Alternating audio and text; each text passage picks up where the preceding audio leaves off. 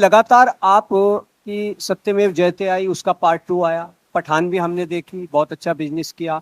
लेकिन ये देखने में आ रहा है कि लगातार आप एक ही तरह का रोल कर रहे हैं, खास तौर से एक्शन पे ध्यान दे रहे हैं। तो ऐसा क्यों है? कुछ नया लाइए ना सर। मैं हिंद समर्थन से शिवली आपने राम को आपने फिल्म देखी है? नहीं, अभी तो नहीं देखी, लेकिन ठीक है, ट्रेलर कैन से आई अंदाज कैन हो आई गया। Can I call out back questions and idiots?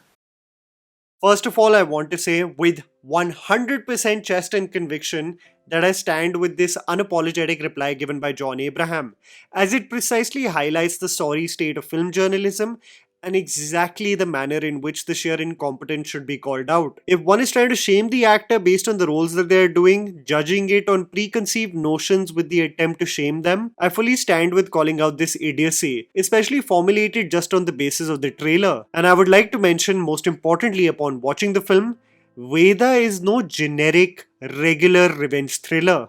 It's much more than that. Presented as a tale that for some reason was being presented by media houses as a remake of the Tamil film Vedalam. I just want to clearly mention that the film is not a remake, it is not an ordinary action film, and lastly, it exceeded my expectations. I just wanted to get this out of my chest before I talk about the film because there was too much noise and confusion around this movie, its actor, and the supposed inspiration of the film. The film is based on true events, and I'll speak about this further in the review. Veda focuses largely on the repressive caste system in India and characters making an active choice to not become victims to the system. John Abraham plays the role of an ex-army man, Abhimanyu Kavar, who gets court-martialed for not following the orders of his superiors. Abhimanyu revisits the city of Badmer in Rajasthan, with whom he shares a troubled history. Taking up a job as a boxing coach, Abhimanyu crosses paths with Veda, played by Sharvari, who is undergoing severe trauma,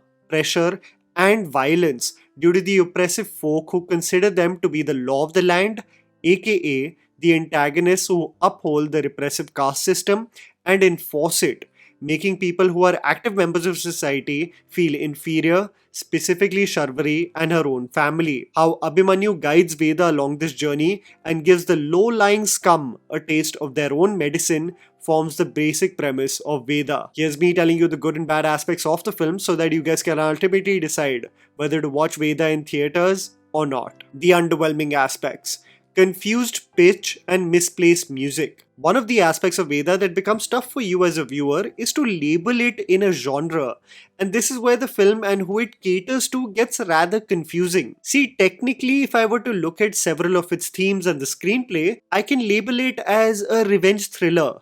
But the topics that the movie focuses on, it can easily fall under the bracket of an action drama with social relevance. Something that movies directed by Prakash Jha have mastered, or what Anubhav Sinha did so brilliantly with Article 15. The issue is that Veda transitions from being a grounded revenge thriller with impactful and relevant social themes and tactical action set pieces to a mass Bollywood commercial movie with dialogue bazi in certain cases. John goes from being a practical ex-army man in the Badlands of Badmer to being as invincible as he was in the Satyamev Jayate movies. The soft landing approach of presenting hard-hitting themes with a commercial lens, something that a movie like Asuran did so well, is somewhat missing in this movie. The screenplay also provides two songs which are inconsequential to the plot and slightly abrupt, especially the Holy song. The song Mummy Ji is just another addition to what's become a staple in a John Abraham movie, where he walks through an item song happening in the background,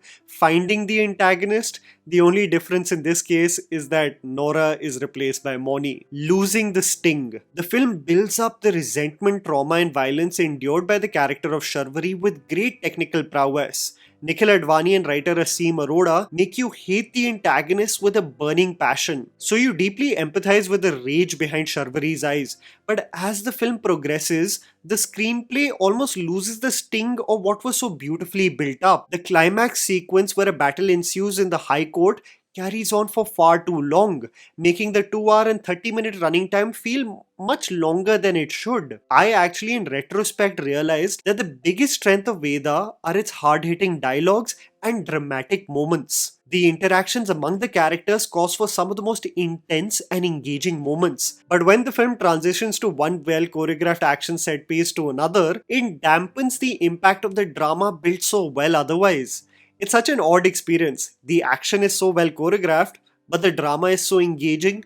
So you're pulled in two different directions, feeling bummed out that Veda isn't the perfect marriage of the two. The good, not just an action film. The film is inspired by true events, specifically the Manoj Babli case of 2007 and the Meenakshi Kumari case of 2015. Before anyone believes that this film is too far-fetched or that gruesome cases of caste discrimination don't take place in this country. If you hear just the stories of Badmer and the sheer number of cases of women unaliving themselves, you will realize the grave conditions the women live in, especially if they belong to a lower caste. This makes Veda more than just a regular revenge action film. It's with its gruesome sequences, it establishes the disparity in society among those who consider them to be invincible and above the law, and those who are apologetic of their mere existence. Sharvari as Veda Berwa undergoes severe trauma at the hands of the Singh family. This constant vigilance of not stepping over the line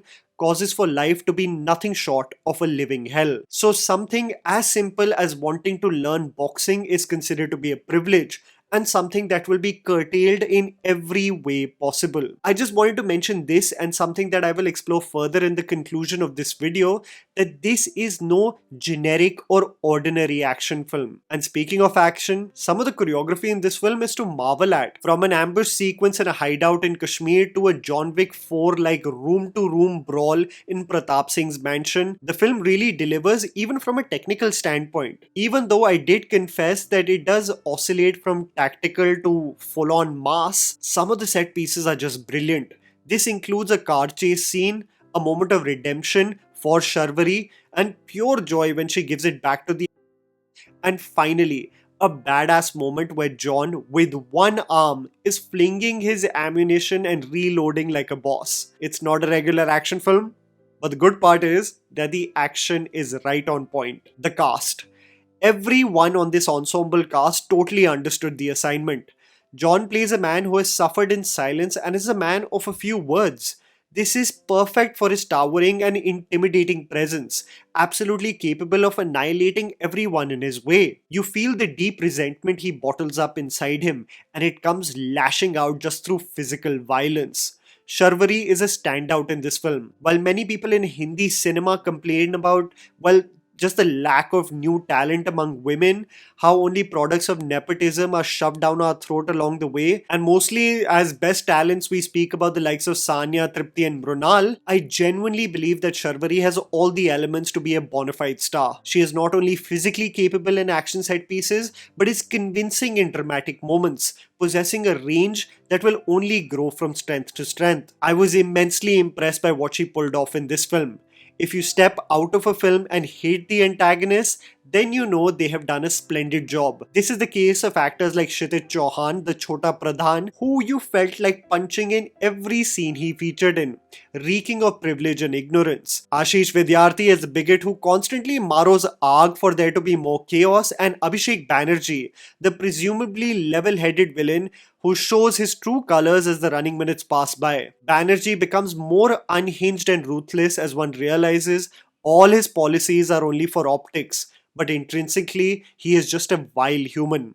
The cast is absolutely on point in this film. Dialogues and turning a blind eye as Indians. The strongest suit of this film are some of the hard-hitting dialogues that are written. Ashish Vidyarthi, in several instances when he sees the Dalit family overstepping their nature, basically for simply existing, states, "Dar ka ped chhau dene laga hai aajkal." When challenging the Pradhan, Abhishek Banerjee asks John whether he is scared of death, to which John replies, "जो कहता है उसे मौत से डर नहीं लगता, वो या तो झूठा है या Gorkha." When Sharvari voices her grievances, she heartbreakingly states, "मैं बस अपना हक चाहती हूँ, मैं सिर्फ सांस लेना चाहती हूँ." We are really prideful citizens of this country.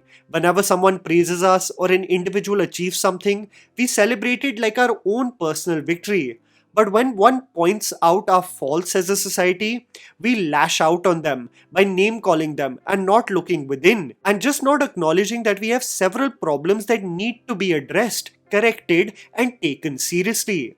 We as a nation have great traits, but the sorry state of women in a society plagued by sexism, class, and caste discrimination is also a reality we must acknowledge. A reality check that Veda makes us come to terms with. If you ever get the opportunity, read the real cases of Manoj Babli and Meenakshi Kumari. The cases the film is based on will really shake you to the core, making me conclude also that films like Veda are important for us to introspect and thrive towards a better, more informed, and sensitive India.